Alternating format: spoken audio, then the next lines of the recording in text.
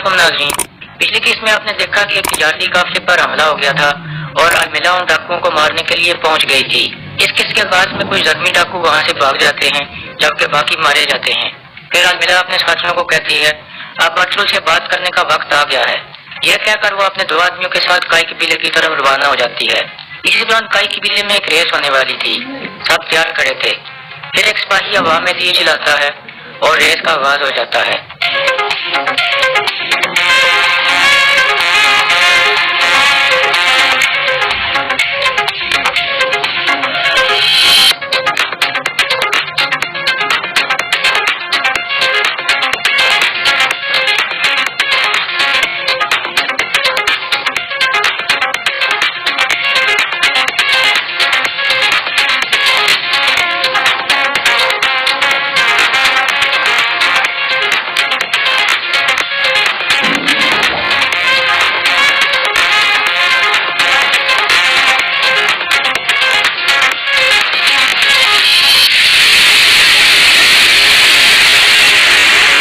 Ertugrul یہ race جیت جاتا ہے۔ گندوز ارطغرل کے پاس آ کر کہتا ہے آپ بہت مضبوط ہیں بابا، آپ نے سب کو ہرا دیا ہے۔ ارطغرل کہتا ہے تم بھی بڑے ہو کر ریس کرو گے میرے بہادر۔ پھر ارطغرل اپنے باقی ساتھیوں سے گلے ملنے لگتا ہے اور کہتا ہے ماشاءاللہ میرے بہادروں۔ اتنے میں ایک سپاہی آ کر کہتا ہے سردار، علی بازار والی المیلا خاتون 2 آدمیوں کے ساتھ یہاں آئی ہے، وہ آپ سے ملنا چاہتی ہے۔ یہ سن کر ارطغرل اور باقی سب کچھ پریشان ہو جاتے ہیں۔ ارطغرل کہتا ہے دیکھتے ہیں ان کو۔ اسی دوران ایک تیز رفتار گھوڑ سوار جنگل میں اپنا گھوڑا دوڑا رہا تھا۔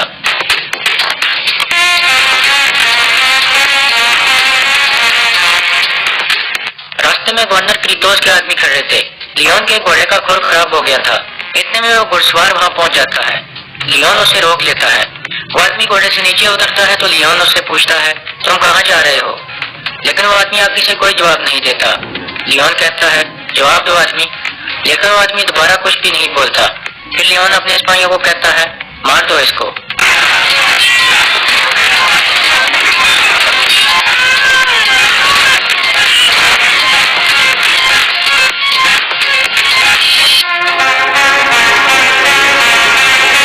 اس طرح وہ آدمی لیون کو قابو کر لیتا ہے۔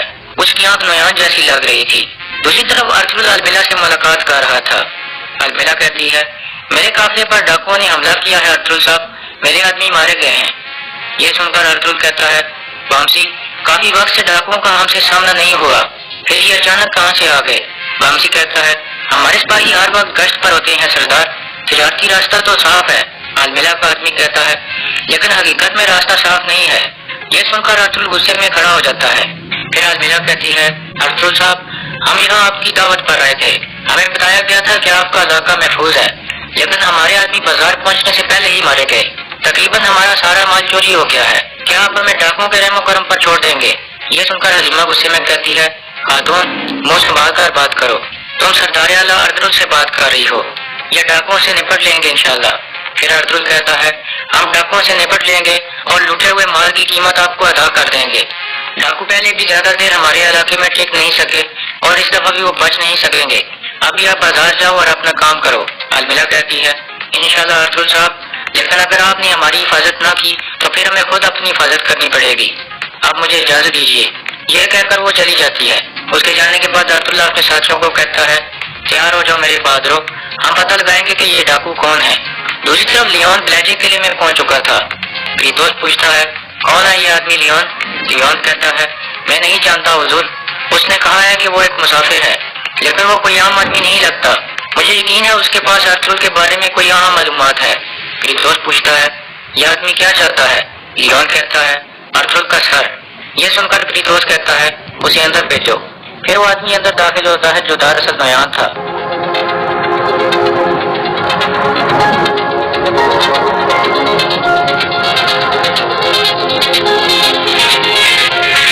کریتوس اس سے پوچھتا ہے ارطغرل کے بارے میں تم مجھے کیا بتا سکتے ہو؟ نویان کہتا ہے تم ارطغرل سے اپنے بیٹے کا انتقام لینا چاہتے ہو، لیکن پہلے تمہیں اپنے ارد گرد کی گندگی کو صاف کرنا پڑے گا۔ دوسری طرف ارطغرل اور اس کے ساتھی ڈاکوؤں کے حملے والی جگہ پر پہنچ گئے تھے اور گھوڑوں سے اتر کر ارد گرد کا جائزہ لینے لگتے ہیں۔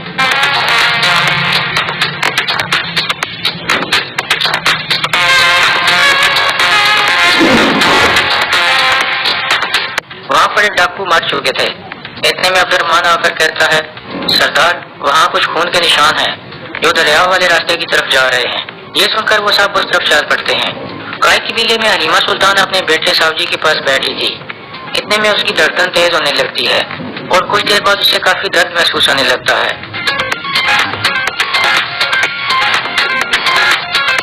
फिर अहमा खातून मुस्कुराते हुए कहती हैं, लगता है बच्चा पैदा होने वाला है, तुम लेट जाओ बेटी। इसके बाद हलीमा सुल्तान को एक बिस्तर पर लिटा दिया जाता है। दूसरी तरफ कोई डाकू जख्मी हालत में एक जगह बैठे हुए थे और अपने जख्मों को देख रहे थे। इतने में अर्तुल अपने साथियों के साथ वहाँ पहुँच जाता है। फिर वो सब खड़े होकर उन डाकुओं के सामने पहुँच जाते हैं।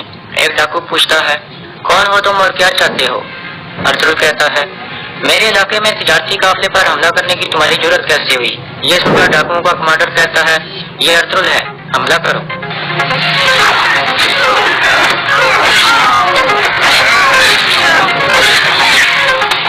कुछ ही देर में वो सब डाकू गिर जाते हैं। फिर एक जख्मी डाकू से अर्तुल पूछता है, कौन हो तुम और मेरे इलाके में हमला करने की तुम्हारी जरूरत कैसे हुई? डाकू कहता है, हमें एक आदमी ने खबर दी थी कि एक काफिला जा रहा है जिसमें बहुत ज्यादा माल है। अर्तुल पूछता है, कौन है वो आदमी? डाकू कहता है, ये मुझे नहीं पता। इतने में वो डाकू मर जाता है। फिर अर्तुल कहता है, ये कोई आम हमला नहीं था। वो नल्क कहता है, वो आदमी जो कोई भी है वो खास तौर पर इस काफिले पर हमला करवाना चाहता था। अर्तुल हैरान होकर कहता है, कौन हो सकता है वो आदमी? बलाजी किले में क्रीतोस मारिया के कमरे में पहुंचता है। मारिया उसे खींच कर अंदर ले आती है और एक लिबास दिखाकर कहती है, ये देखो मैं कॉन्स्टेंटिनोपल से तुम्हारे लिए क्या लाई हूँ। लेकिन क्रीतोस काफी गुस्से में था और कहता है, क्या कैद खाने से निकलने के लिए तुम अमीर सादतीन के साथ भी सोई थी? मारिया सख्त गुस्से में कहती है, क्रीतोस ये तुम क्या कह रहे हो? क्रीतोस कहता है, तुमने मुझे इस्तेमाल किया मारिया, तुमने अर्तुल के खिलाफ मेरी नफरत को इस्तेमाल किया। तुमने मेरी औरत बांधकर मेरे सबसे खुफिया राज अमीर सादतीन को बता दिए। तुम ऐसा कैसे कर सकती हो मारिया? मारिया कहती है, मेरा तुमसे प्यार और वफादारी सच्ची है क्रीतोस, मैंने कभी तुम्हें धोखा नहीं दिया। क्रीतोस कहता है, तुम झूठ बोल रही हो, तुम मरोगी।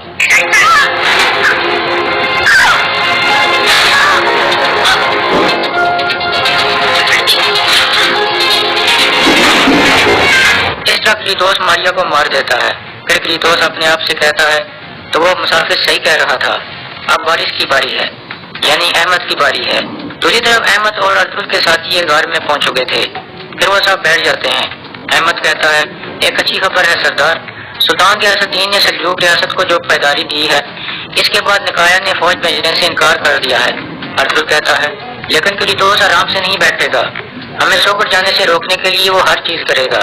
अहमद कहता है, आप सही कह रहे हैं सरदार, वो ज्यादा देर इंतजार नहीं करेगा, उसने मुझे आदमी तैयार करने को कहा है। अर्तुल कहता है, क्रीतोस के सिपाही हमारे लिए आसान शिकार होंगे, लेकिन इसे काफी खून बह सकता है। हम क्रीतोस की औरत मारिया को इस्तेमाल करके उसके लिए जान बचाएंगे। अगर हमने गवर्नर को मार दिया तो ये बदले की आग बुझ जाएगी। अहमद कहता है, जैसे आपका हुक्म सरदार, लेकिन एक और अहम बात, मैंने निकाया से सुना है कि मंगोल ओगेदाई अनातोलिया में घुसने के लिए तैयार है और उसकी फौज की कमांड उसका एक बाएतमाद आदमी कर रहा है। अर्तुल पूछता है, वो कमांडर कौन है अहमद? अहमद कहता है, मैंने सुना है उसका नाम नयान है। ये सुनकर सब हैरान हो जाते हैं।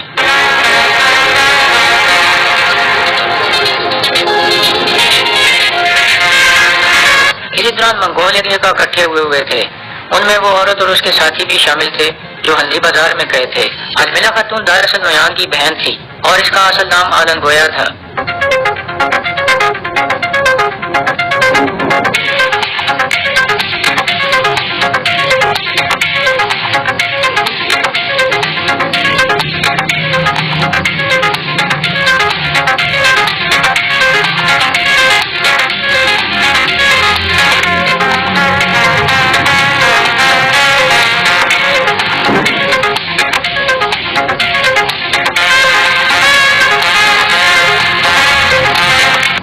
नयान अपनी बनाई हुई एक कब्र से बाहर निकल आता है और फिर कहता है, अर्तुल मैं अपनी राख से दोबारा पैदा हो गया हूँ ताकि मैं तुम्हें और तुम्हारी नस्ल को कत्ल कर सकूं।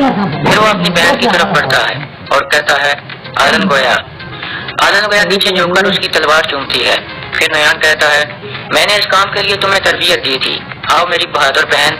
फिर वो दोनों गले लाकर मिलते हैं। नयान कहता है, बताओ मुझे तुमने क्या किया है? आलन गोया कहती है, میں نے اپنی ذمہ داری پوری کر دی ہے بھائی۔ نویان پوچھتا ہے، کیا تم نے ارطغرل کو دیکھا؟ عدن گویا کہتی ہے، ہاں بھائی دیکھا، میں نے ارطغرل کی ایمانداری کو استعمال کر کے اس کے بازار میں جگہ حاصل کر لی ہے۔ اب وہ مجھ پر اعتماد کرتا ہے۔ میں نے اس کے خیمے میں جا کر اس کی بیوی اور ماں کو بھی دیکھ لیا ہے۔ نویان کہتا ہے، میری وحشی عقاب، بہت اچھا ہی، تم نے ایک دفعہ پھر ثابت کر دیا ہے کہ تم اس سلطنت کا فخر ہو۔ دوسری طرف غار میں نویان کا نام سن کر سب حیران تھے۔ توقت کہتا ہے، یہ آپ کیا کہہ رہے ہو احمد بھائی، یہ نویان کہاں سے آ گیا؟ باپجی کہتا ہے، وہ شیطان تو مر گیا نظردار، ہم نے خود اسے دیکھا تھا۔ پھر ارطغرل کے ذہن میں وہ خیال آتا ہے جب باقی دفعہ نویان کے خلاف ان کی لڑائی ہوئی تھی اور سنگر تکن گر کر زخمی ہو گیا تھا۔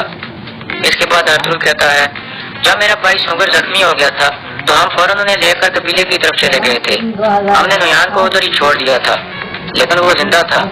ترکت کہتا ہے، تو پھر اس کتے کا مقصد اناتولیہ نہیں ہے بلکہ وہ پہلے آپ کے پیچھے آئے گا سردار۔